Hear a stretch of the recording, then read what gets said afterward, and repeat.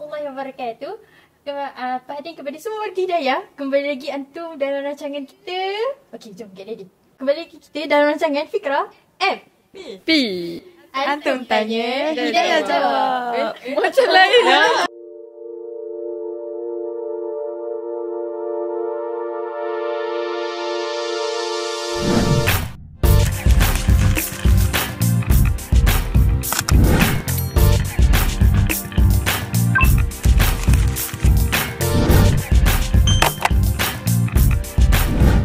InsyaAllah, bismillahirrahmanirrahim. Ana perkenalkan diri Ana dulu. Okay, nama Ana Hain Sakinah Binti Zulkifli. Dan Ana merupakan timbalan ketua pengawas bagi sesi 23-24. Okay, jadi insyaAllah itu je dari Ana. Mantan. Ya, Jadi post dah mantan dah. Mantap. Okay, Okay. jadi seterusnya Ana post kepada orang sebelah Ana. Nama inti siapa? Nama Ana Alia Najwa binti Mak Nur Razan. Dan Ana merupakan ketua asrama Banat ataupun timbalan ketua asrama 1. Mantan. Yalah. Okay, next. So, bismillahirrahmanirrahim. Assalamualaikum warahmatullahi wabarakatuh. Kamera tengok mana? Okay. Mana je kan? So, Ana as timbalan keras. Timbalan KRS kan? Smart kan? Keras. Timbalan keras. Dan merangkap juga ketua keras smart. Banat. KRS lah. Ketua KRS. Mantap. So hari ni insyaAllah orang-orang hebat belaka, bukan biasa-biasa.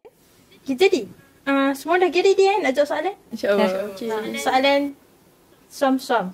Yes. Guys. Yang sejuk tak ada sejuk? Tak ada. Sebab kalau sejuk TO. dash. Lebih-lebih. Kita teruskan dengan soalan kita. Jadi soalan kita ni, kali ni soalan kita suam kan. Okay. Jadi suam dia Ana mengharapkan Antuna Dayan Jana. Okay. Jadi Ana mengharapkan Antuna boleh jawab dengan baiklah macam tu. So basically soalan first ni dia jadi 2 soalan. Soalan first dia tanya, kenapa ikhtilat ni hanya dicegah sebabkan sekolah? Padahal bukankah agama kita ke yang suruh macam tu lah. Macam tak ada siapa ke nak tekankan benda tu. Sebab Ana rasa ramai je kat luar berikhtilat sebab dia orang rasa sekolah tak kasih. Okay, itu soalan pertama.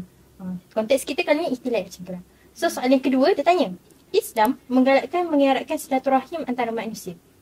Antara Bani Banat ni berbeza ke? Bani tak boleh kawan dengan Banat? Even borak-borak kosong.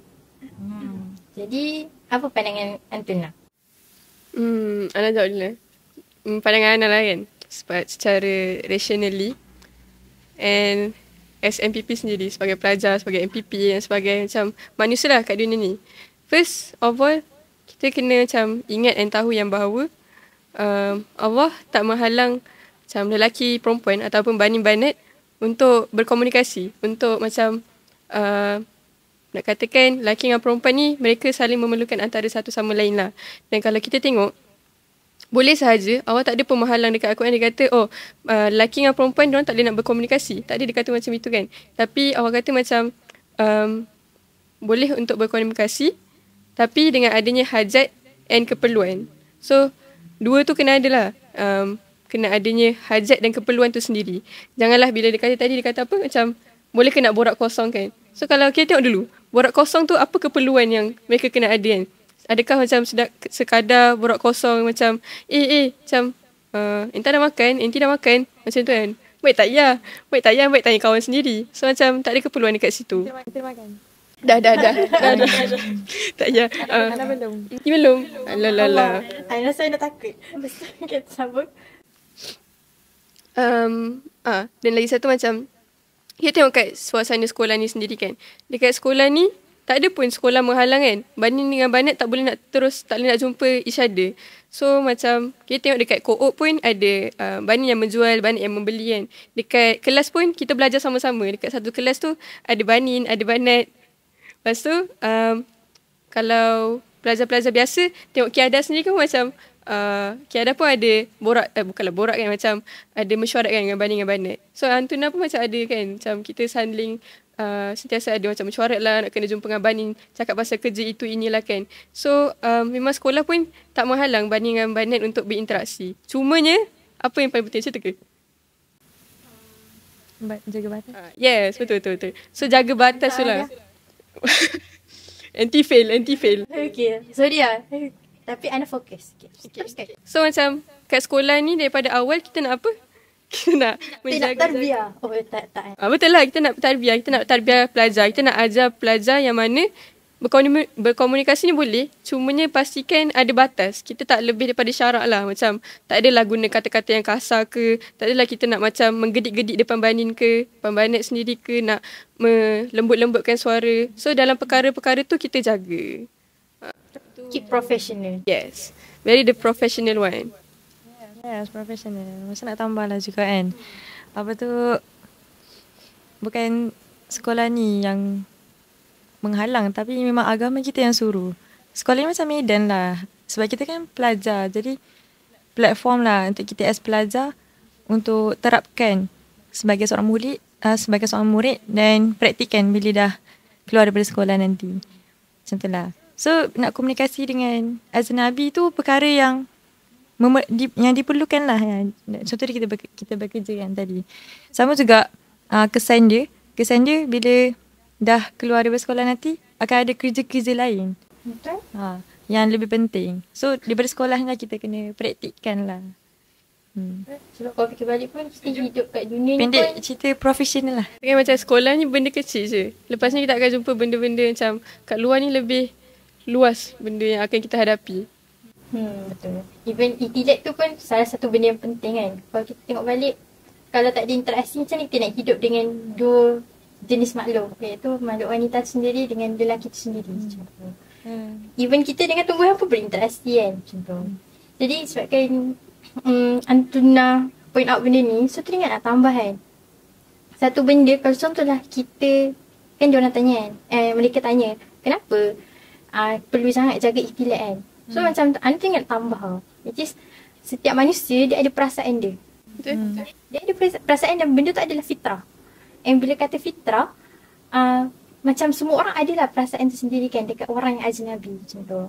Dan disebabkan kita jaga ikhtilat, Ana rasa itu adalah kunci kenapa kita masih mampu jaga batas tu sendiri. Contohlah, kalau fikir balik kan, kalau contoh kita tak jaga batas pun dengan bayanin kan. Lepas tu, kita ada perasaan, boleh jadi kita lebih daripada batas yang kita rasa kita boleh kawal. Macam kan? Contoh. So, Ana rasa itu bi'ah yang Ana suka sangatlah sekolah ni ada. Ada. Macam tu. Kaku terus. Okay, macam tu. Ana nak tambah yang satu tu lah. Kenapa apa jadi?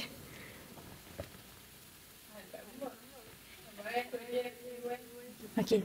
Teknikal. Ini benda biasa. Okay. Kan orang luar kan? Orang-orang kat belakang kamera semua macam sabar So busy. Semua gila. Okay, bukan. Tadi point yang tadi dia nak tambah yang cakap pasal fitrah kan, perasaan. Dan Ana macam ada baca kat online tu yang dia kata menarik lah juga. Dia kata macam jangan sampai fitrah manusia menjadi fitnah. So perlulah untuk kita macam jaga betul-betul apa yang Allah kurniakan ni supaya dia tak menjadi fitnah kepada manusia yang lain. Macam tu. Ana suka point tu. Hebat. So, ada benda lagi ke nak tambah? Dah. Good. Okay, so tak ada soalan. So, jadi sekarang ni kita pergi soalan yang agak tadi kan suam kan? No. So, yang ni suam panas. Boleh lah ni sikut Aintia. Suam panas di ais. Tambahlah 2-3 kertas sebab panas sangat kan? Boleh. Soalan 2 ni dia tanya. Uish, hebat soalan ni. Ana pun suka sangat soalan ni. Mana soalan dia tanya? Pengawas bukan pendakwah ke? Alamak. Okay. Ya, alamak kan. Dia macam, Ana rasa terus panas terus bila Ana baca soalan ni. Kat pengawas Seorang timbalan kan. Dan Ana sebenarnya, okay, so basically untuk antum semua, kita ada satu fun fact tau. Which is, kami bertiga memang daripada form 3 pengawas. Dia reality. Tulen. Kami memang otai sebenarnya. Tapi sebabkan Yang ni seorang ni. sebabkan nak katanya seorang-seorang betray Ana kan sebenarnya. Seorang ni betray time form 3, betray time form 5, form 4. End up Ana seorang je tinggal kan. Okay, tak apa. Demi sekolah. Okay, insyaAllah bismillahirrahmanirrahim. Okay. Kenapa? Okay. Tapi tak apalah. Itu salah satu fun fact yang menarik lah untuk kita jawab soalan ni. Sebab apa? Sebab kita bertiga ni pun kita ada pengalaman kan. Jadi apa pandangan antum bila ada orang tanya pengawas tu bukan pendakwah ke? Jadi siapa nak? Okay. Jadi pengawas ni basically kita punya tujuannya adalah untuk menjaga pelajar sekolah mengikuti undang-undang ataupun peraturan sekolah kan. Itu yang utama lah. Tapi kalau PRS memang kena membina para pembina, membina pelajar kan. Itu dia punya skop lah. So nak kata dalam Al-Quran pun memang semua orang adalah khalifah, semua orang adalah pendakwah. Dan semua orang memang kena menjadi pendakwah. Macam tapi cumanya kita dekat sekolah ni mestilah jawatan masing-masing. Dan medan pengawas tu adalah itulah yang kena menjaga pelajar untuk mengikuti undang-undang sekolah.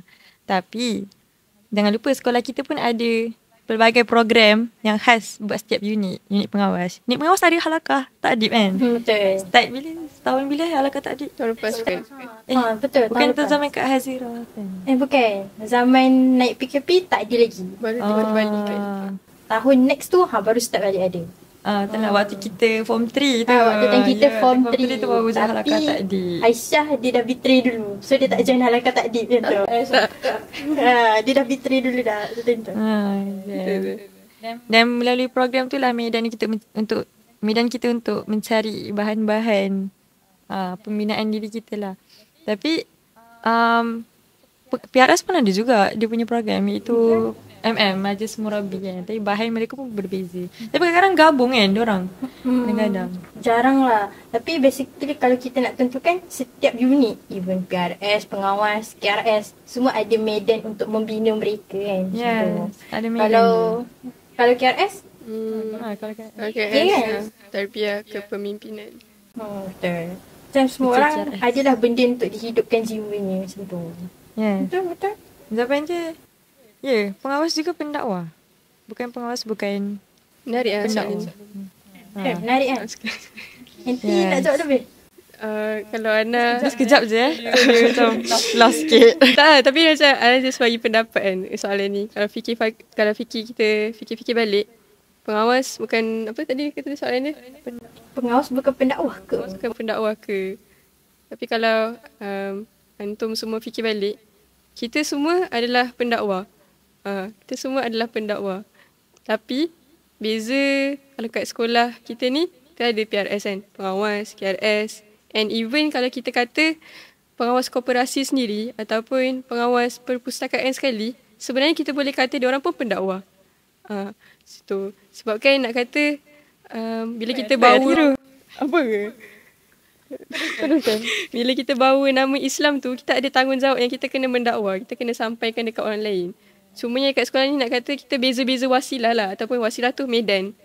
So nak kata bukan pengawas dia pendakwah, bukan PRS dia pendakwah, cumanya kita punya peringkat pemikiran kita berbeza. Macam pengawas nak bawa dari segi disiplin, PRS nak bawa daripada segi usrah. Kalau KRS kita bawa daripada segi macam kepimpinan sendiri lah, macam kemahiran yang mereka belajar.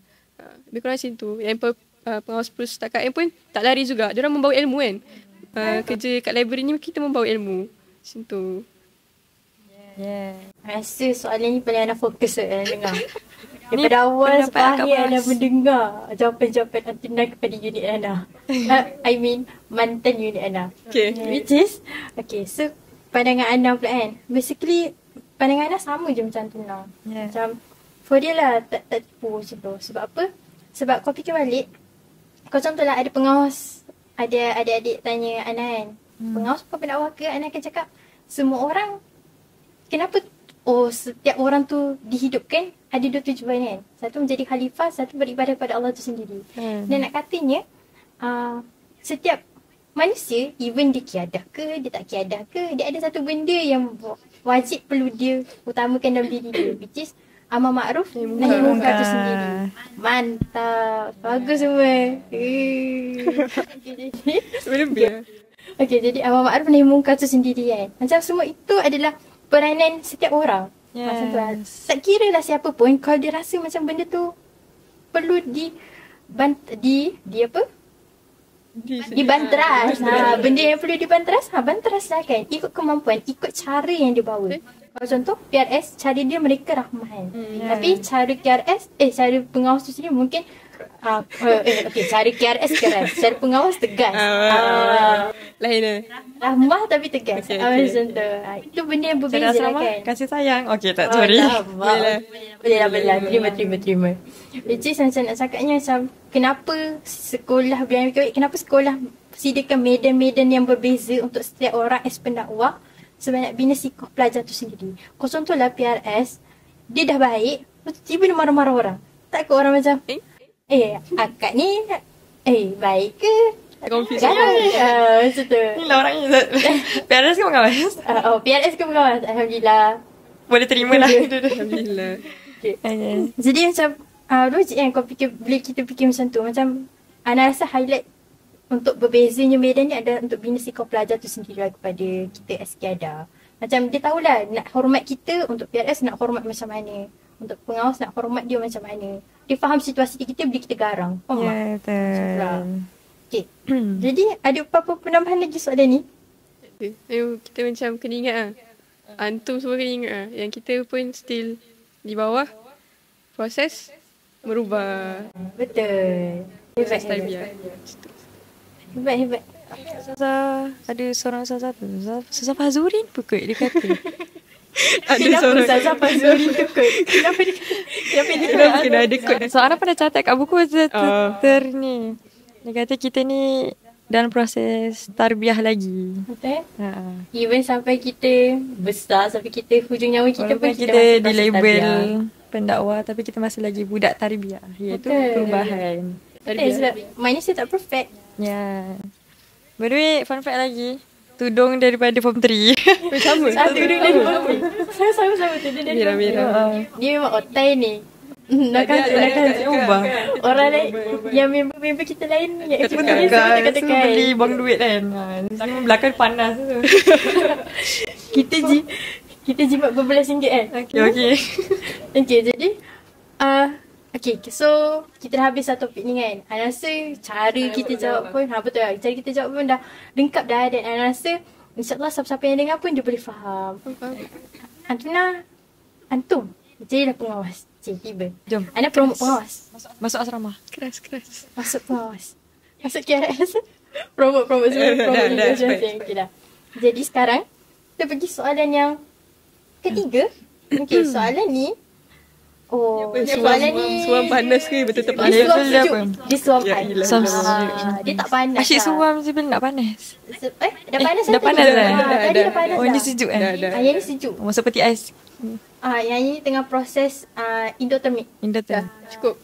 InsyaAllah untuk soalan kita yang ketiga. Nak lagi. Sorry guys, kita kena aplikasi Kajian apa habis balapan? Ringan lagi. Tak baik. Sabar. Okay. Kita kena aplikasikan kimia dalam hidup kita. Kita SPM. Sudah. Okay.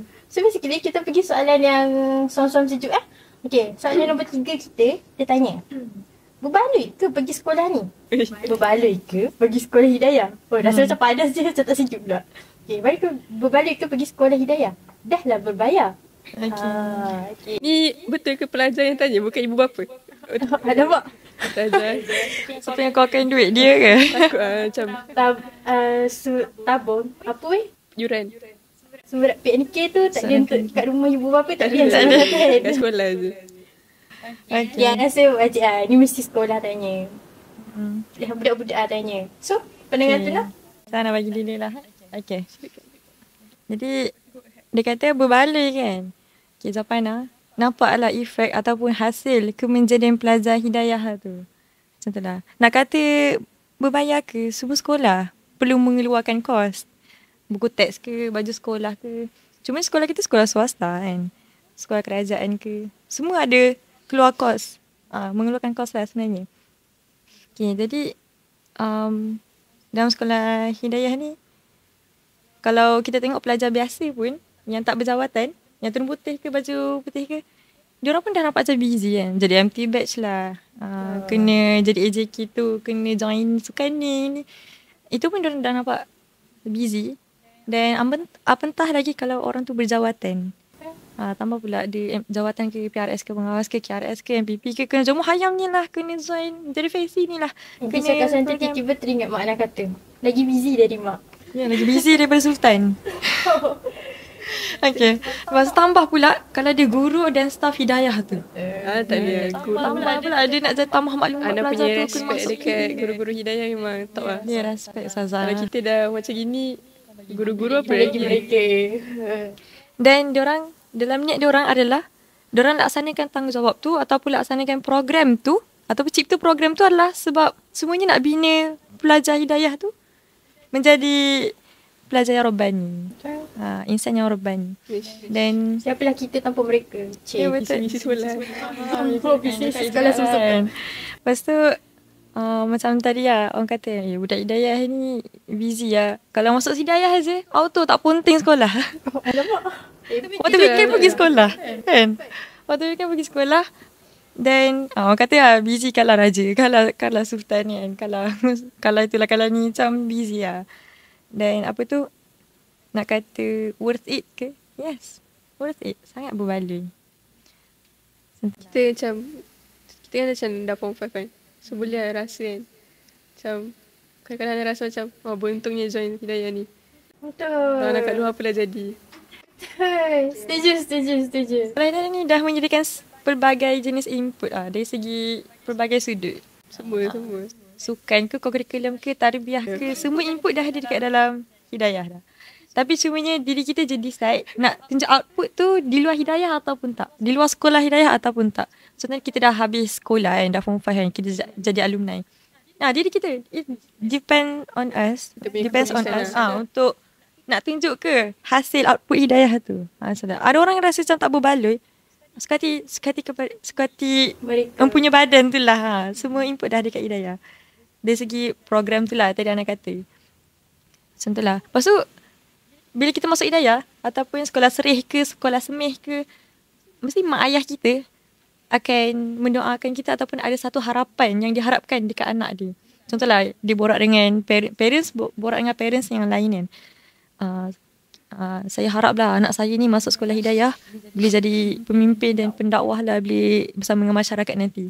Macam itu salah satu contoh harapan mak ayah lah dekat kita. Bukan parents yang masukkan anak dia dekat hidayah je yang mendoakan macam tu. Boleh jadi parents yang masukkan anak dia dekat MRSM ke, sekolah tahfiz ke. Mesti setiap sekolah tu ada je harapan mak ayah yang diharapkan dekat anak dia. Tambah pula kalau dia budak asrama, lagi banyaklah input yang dia dapat. Yelah. Tiba-tiba tak jadi relate dekat Aisyah. Asrama kat bawah boleh masuk. Saya bukan budak asrama. Ada aircon sekali. Gitu lah dia. Okay, jadi Aisyah dia nak tambah apa-apa? Nanti rasa Anis nanti ada nak tahu apa-apa. Ana kan, satu benda macam Aisyah kata tadi kan, which is sejujurnya kan, I fikir sebab kita kan manusia yang jangan lah buat dosa. Tak ada. Ana senyum aja. Senyum. Basically macam Ana terfikir, which is macam Aisyah kata tadi, macam kita ni adalah manusia kan. Bila kata manusia tak perfect. And bila kata tak perfect, bila tengok diri Ana sekarang dekat sekolah ni dah macam ni, rasa macam kalau Ana kat sekolah ni, Ana macam mana? Macam tu macam tu. And benda tu membuat Ana sangat bersyukur yang, ya Allah, aku masih dekat sekolah hidayah ni sendiri macam tu. And banyaklah benda yang membina pengalaman kan. Benda yang membuat kita rasa, macam ni hidup. Macam ni hidup yang sebenar-benarnya. Itu salah satunya adalah mencari keredaan Allah tu sendirilah macam tu. Dan ada satu benda lah anak highlight kan. Mrs. kan dia tanya, berbaloi ke sekolah ni kan? Boleh. Boleh. Kita bukan uruskan bahagian tu kan. Tapi macam untuk tapi InsyaAllah pada bakal output InsyaAllah okey. Macam tadi kan ada kata yang semua bergantung pada diri sendiri. Nak hasilkan macam ni orang tu nak hasilkan output yang baik ataupun tak. Macam ikut diri sendirilah kan. Adakah kita nak ambil mutiara-mutiara yang sekolah dah bagi kat sini kan. Kalau kita kutip, maka beruntunglah kita. Tapi kalau kita keluar tanpa mengutip satu permata yang baik, rugilah kita. Suka atau pilih, menarik. Keluarlah dengan sayap tarbiyah. Betul. Terpala dengan sayap tarbiyah. Okay, Aisyah. Bila nanti kata, apa tadi dia kata? Mutiara. Mutiara kan. Balik kepada motor sekolah. Motor sekolah, apa motor sekolah? Alamak, tak apa. Astagfirullahaladzim. Berilmu, beramal, memimpin. Pergi sekolah saya nampak. Bukan. Motor. Minta maaf kat saya Julie sekarang. Azhar. Ada ingat? Berilmu, beramal, memimpin. Ada dekat dinding tu. Okay, so macam berilmu, beramal, memimpin. Bila macam Hanis kata tadi, Alia kata tadi, bila kita ambil inisiatif untuk kat luar sekolah, kita ambil tindakan kan. Kat situlah kita berjaya melaksanakan visi misi motor sekolah. Motor sekolah iaitu memimpin tu sendiri kan. Tak kisahlah dekat luar sekolah nanti kita nak memimpin secara besar ke secara kecil. Mungkin secara kecil memimpin diri sendiri pun dah dikira sebagai memimpin. Memimpin ahli keluarga pun dah kira sebagai macam usaha yang sangat besar kan. So jomlah macam kita janganlah abaikan input ataupun mutiara-mutiara yang kita dapat kat sekolah ni. Kat luar nanti sebab kita kat luar nanti kita nak memimpin diri sendiri kan. Kita takut kan. Kita sendiri tak macam lagi kita kan form 5 dah nak keluar sekolah. Tak tahu lagi apa dunia kat luar tu kan. So macam lagilah sekarang ni masa untuk kita menghargai mutiara-mutiara tu untuk kita gunakan sebaik mungkin pada luar nanti. Itulah. Semoga pelajar hidayah ni bila keluar daripada sekolah hidayah ni jadi rahmatul lil alamin lah kepada semua masyarakat. Amin. Alhamdulillah, insyaAllah. Boleh? Boleh tak boleh? Okay. Alhamdulillah. Okay, Anis boleh. Okay, boleh.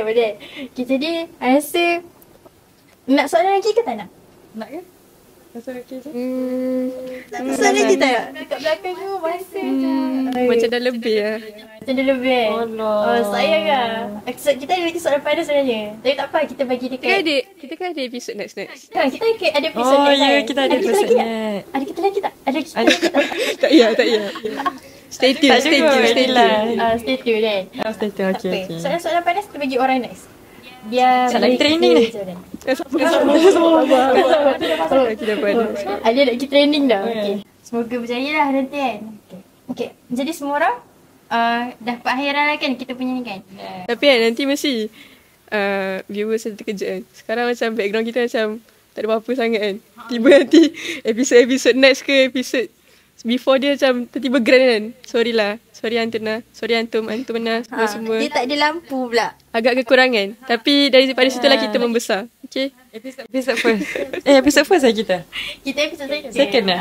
Second lah. Sebab kembali lagi dan akan kembali lagi tapi orang lain lah. Okay. Kita bagi orang lain bercakap. Kita try tu lah. Tadi macam awal-awal tadi macam teruk sangat kan. Nervous sangat kita punya Antum tanya Hidayah jawab. Kita buat balik. Antum tanya kamera tengah. Hidayah jawab kamera tepi. Okay. Semua support. Nak buat. Anak bagi pantun dulu boleh? Boleh. Pantun dia kelakar sikit tak ada apa pun. Sejak bila dia prepare.